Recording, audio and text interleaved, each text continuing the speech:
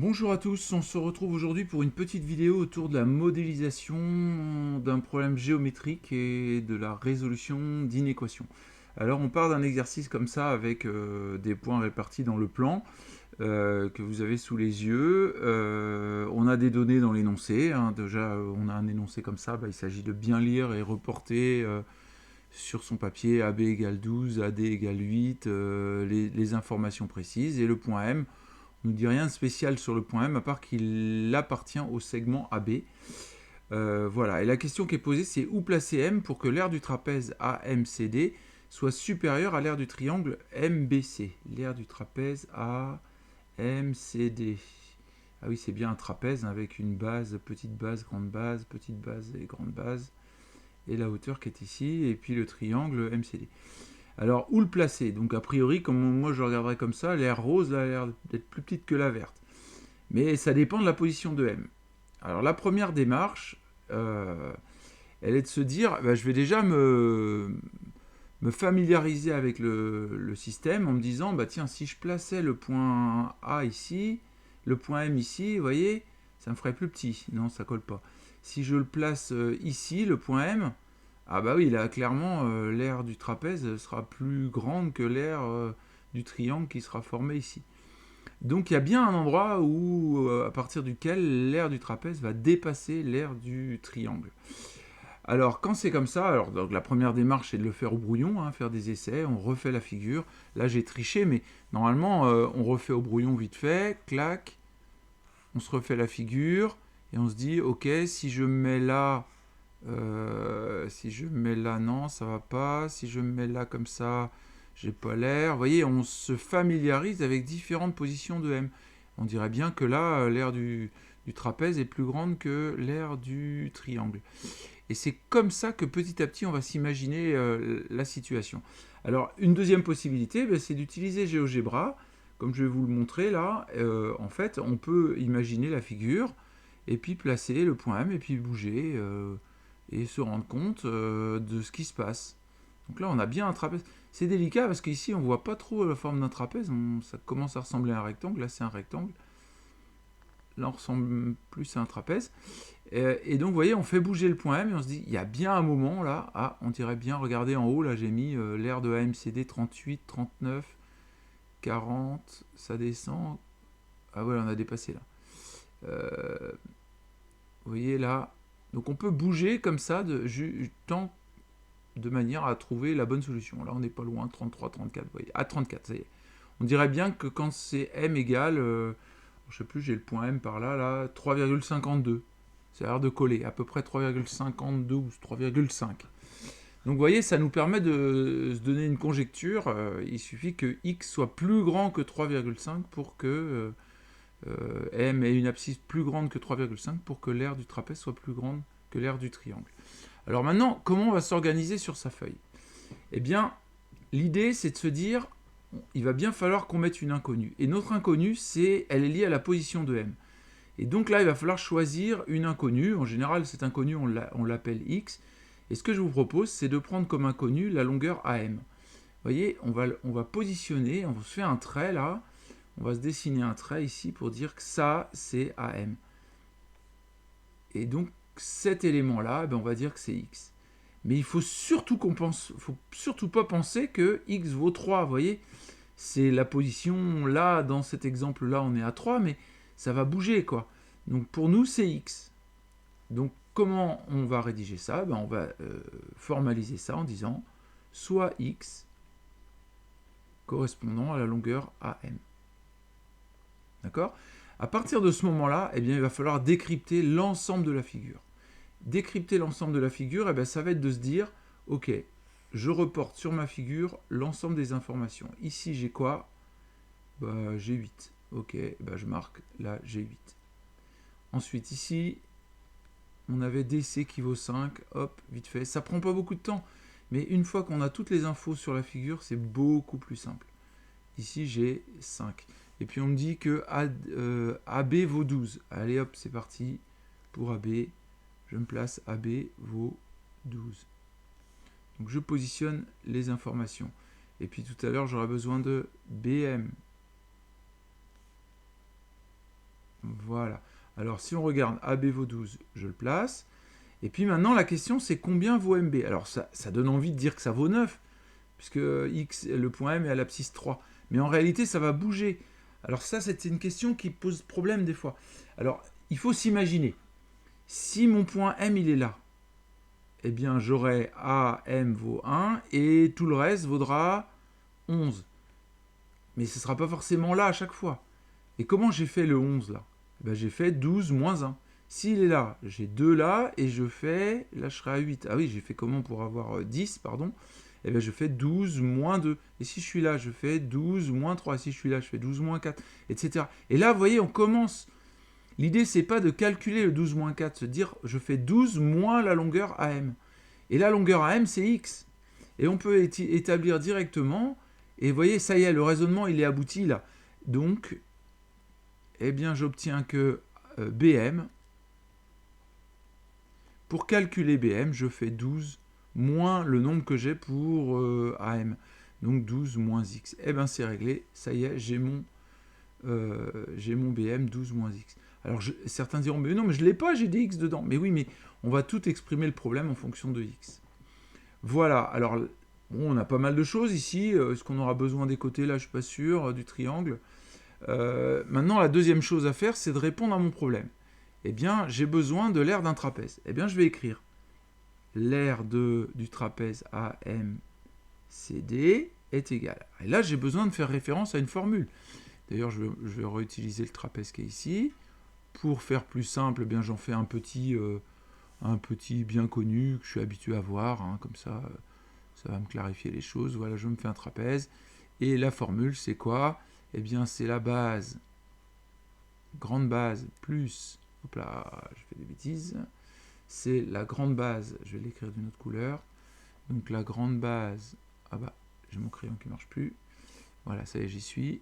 Grande base plus petite base, multiplié par la hauteur sur 2. Vous voyez, je peux l'écrire ici. Grande base plus petite base, multiplié par la hauteur, divisé par 2. La deuxième étape, ça va être d'écrire les segments et les lettres de la figure, ce qui correspond à la figure. Donc pour nous, les deux côtés parallèles sont ces deux-là. Donc la petite base, la grande base, c'est DC. Donc j'écris, là je vais pouvoir repasser en noir, hein, DC, plus la petite base AM. Alors ceci dit, c'est pas forcément la plus petite, la plus grande, hein, ça dépend où M se trouve. C'est pas grave, c'est la somme des deux bases, multiplié par la hauteur, ben, puisque c'est un trapèze rectangle, la hauteur, eh bien c'est AD. Tout ça divisé par 2. Voilà, et maintenant je vais pouvoir remplacer par ce que je connais. Donc il y en a une, c'était 5, ouais, on va mettre comme ça, 5 plus x multiplié par 8 divisé par 2. Et tout de suite, vous vous rappelez, je le dis souvent, on fait son petit ménage au fur et à mesure. J'ai un produit ici, donc je vais pouvoir simplifier le 4 et le 8 et le 2, là. En simplifiant par 2, j'obtiens 5 plus x multiplié par 4. Qu'on pourra écrire plus agréablement, 4 facteurs de 5 plus x. Bon, ben voilà. Alors vous allez me dire, j'ai pas répondu à mon problème, mais en fait, j'ai modélisé. Je sais déterminer l'aire du trapèze en fonction de x. Et je vais faire la même chose pour l'aire du triangle, puisque, reprenons la phrase, où placer M pour que l'aire du trapèze, donc là, voilà, l'aire du trapèze, c'est fait. J'ai exprimé l'aire du trapèze en fonction de x, hein, et soit égale à, soit plus grande que l'aire du triangle MBC. Bon, bah c'est parti, je vais exprimer l'aire de MBC en fonction de... D'ailleurs, c'est souvent des questions intermédiaires dans un exo comme ça, c'est exprimer l'aire du triangle MBC en fonction de x. Bah, dans la réponse, j'ai le droit d'y avoir des x. Je l'exprime en fonction de x. Alors, c'est quoi la formule l'aire d'un triangle? Bah, c'est la base fois hauteur divisé par 2. Pareil, je reprends ma formule. Base fois hauteur divisé par 2. Alors ici, il se trouve que la hauteur, ici, étant donné les angles droits, eh bien, on obtient la hauteur ici qui est égale à, on va l'appeler, on met un petit point là, on va l'appeler H. Voilà. eh bien, on peut dire que c'est égal à MB fois HC divisé par 2. C'est égal à MB multiplié par HC divisé par 2. Et là, je vais pouvoir à nouveau remplacer par ce que je connais. Donc, MB, bah, je connais, j'ai tout écrit. 12 moins X. 12 moins X. Multiplié par HC. Et bien là, ici, HC, eh bien, il est égal à DA qui est égal à 8. Hein, on pourrait reformuler ça en disant que puisque c'est le projeté orthogonal H et le projeté orthogonal de C sur AB, et que AB est parallèle à DC, eh bien, on a AB parallèle à DC et qui a des angles droits ici, eh bien, on a AD qui est égal à CH, qui est égal à 8. Je vais pouvoir le remplacer par 8, divisé par 2. Voilà, je fais mon petit ménage au fur et à mesure. 12 moins X, je simplifie pareil le 8, divisé par 2, ça me fait 4. Donc on obtient 4 facteurs de 12 moins X. Voilà, bon, ben, vous allez me dire, donc là, si on revient à notre question, hein, qu'est-ce que j'ai fait au fait là? Eh bien, j'ai dit que je voulais l'aire du triangle MBC. Eh ben oui, c'est bon, j'ai l'aire du triangle MBC. Et ma question, c'est quoi? L'aire de AMCD plus grande que l'aire de MBC. Donc là, vous voyez, je peux l'écrire directement. Ma question, c'est déterminer X pour que l'aire de AMCD soit plus grande ou égale, ou plus grande, là c'est à peu près, c'est pas marqué strictement plus grande, donc on va rester comme ça, que l'aire de MBC. Et bien j'ai plus qu'à remplacer ce que je connais. Dire que l'aire de AMCD est plus grande que l'aire de MBC, ça équivaut à dire que 4 facteurs de 5 plus X est plus grand que 4 facteurs de 12 moins X. Alors là, vous voyez, en fait c'est une inéquation ça, et du premier degré en plus. D'un coup, je suis passé du domaine de la modélisation, j'ai fait ma modélisation, et mon problème se ramène à une équation mathématique, que j'ai simplement à résoudre. Petite chose avant tout, je sais que le M, il appartient à AB, au segment AB, et que AB, il vaut 12. Donc ça veut dire que mon AM qui vaut X, là, il est forcément entre 0 et 12. Il ne peut pas aller à 15, hein, sinon on n'est plus, le point M, il ne sera plus entre A et B. Voilà, ceci étant dit, on va pouvoir commencer le travail. Alors là, ça donne trop envie, hein. On a x4 et x4 de chaque côté. On va diviser par 4 de chaque côté de l'inégalité, mais 4 est positif, donc on ne change pas le sens de l'inégalité. 5 plus x plus grand que 12 moins x. Voilà, puis je continue mon petit travail. Et là, je vais passer le moins x à gauche, le qui est à droite, je vais le ramener. Donc ça me fait 5 plus x. Je fais plus x de chaque côté, donc plus x là. Et moins x plus x, ça s'élimine, il reste juste 12. Je fais la même chose avec le plus 5 qui est à gauche, que je passe à droite en faisant moins 5 de chaque côté. Donc ça nous fait 2x plus grand que 12. Oh, 12 moins 5. Voilà. Et finalement, j'obtiens 2x. Oui, 2x, je vais détailler. 2x plus grand que 7. Et enfin, x plus grand que 7 divisé par 2. J'ai divisé par un nombre positif, donc je ne change pas le sens de l'inégalité. Et donc ma solution de mon problème mathématique, eh bien, alors on peut le dessiner, hein. Si je dessine sur la droite réelle, je vous rappelle que x est entre 0 et 12. Donc là, par rapport au problème, on va placer les choses. Je suis entre 0 et 12. Et ici, j'ai 7 demi, c'est 3,5. Bon, bah, c'est bien par là. 7 demi, je suis bien entre 0 et 12. Et on me dit que le x qui est entre 0 et 12, pour répondre à mon problème, il doit être plus grand que 7 demi. Donc on est là. Lorsque x est entre 7,5 et 12, eh bien, on a l'aire de AMCD qui est plus grand que l'aire de MBC. Alors, est-ce que x a le droit d'être égal à 7,5? Ben oui, parce que c'est le cas d'égalité. Donc oui, je veux bien. Est-ce que x peut être égal à 12? Oui, oui, oui. Mais c'est vrai que si x vaut 12, bah, l'aire du triangle vaudra 0, en fait. Hein. Je reviens à la situation sous GeoGebra. On va reprendre ça. Vous voyez que si m vaut égale 0, m égale a, c'est-à-dire x égale 0, bon, bah là, il y a bien deux aires distinctes, mais si x vaut 12, bah, évidemment, l'aire du trapèze est plus grande que l'aire du triangle, hein, parce que l'aire du triangle, c'est 0, ça fait un triangle plat. Donc, c'est cohérent. On a le droit de... On peut l'écrire. Hein. Je suis perdu. Je retourne. Voilà. Donc, finalement, S égale 7,5, 12. Voilà. Et là, comme on est sur un problème concrètement par rapport à ma question, c'était où placer M, l'abscisse de M, on peut répondre concrètement pour que l'aire, je vais le laisser comme ça, en cette couleur-là, pour que l'aire de AMCD soit supérieure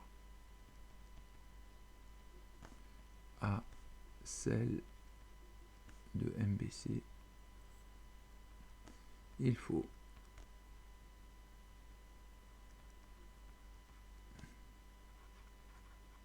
que AM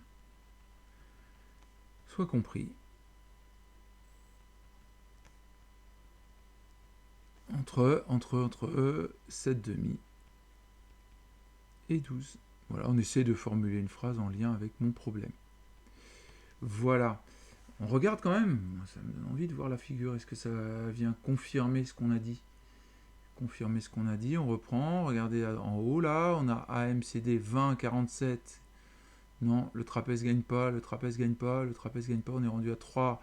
Le trapèze gagne pas. 3,5. Le trapèze gagne. Ça y est, à partir de 3,5, le trapèze a pris le dessus. Jusqu'à 12, où là, le triangle aura une aire qui vaut 0. Donc voilà, si on veut résumer ces problèmes de modélisation, notamment liés à la géométrie, eh bien, il faut se dire plusieurs choses. La première chose, c'est on récolte les informations. La deuxième chose, c'est on exprime tout, on choisit l'inconnu. Souvent, il y a un point mobile, donc on choisit l'inconnu. Troisième, on récolte les informations, on essaie de tout exprimer en fonction de x. Par exemple, ici, on a x, on a 12 moins x. Et comment on le fait? En n'essayant pas de faire les calculs sur des exemples, mais de repérer l'opération. Si x est là, eh bien je fais 12 moins 2 pour obtenir MB. Une fois que ça c'est fait, je relis ma question, je veux que l'aire du trapèze soit plus grande, je calcule l'aire des deux figures en fonction de x. Voilà. Et je peux enfin poser mon problème. L'aire de AMCD plus grand que l'aire de MBC. Et enfin, je me ramène à une inéquation que je peux résoudre. Et une fois que c'est réglé, bah, je peux me revenir sur mon problème. Voilà, j'espère que cette petite vidéo qui est sur un exercice de ces amas de seconde vous aura permis de... Hop là, je reviens pas au bon endroit. Voilà. Vous aura permis de bien voir les clés associées à la résolution d'un problème de ce type.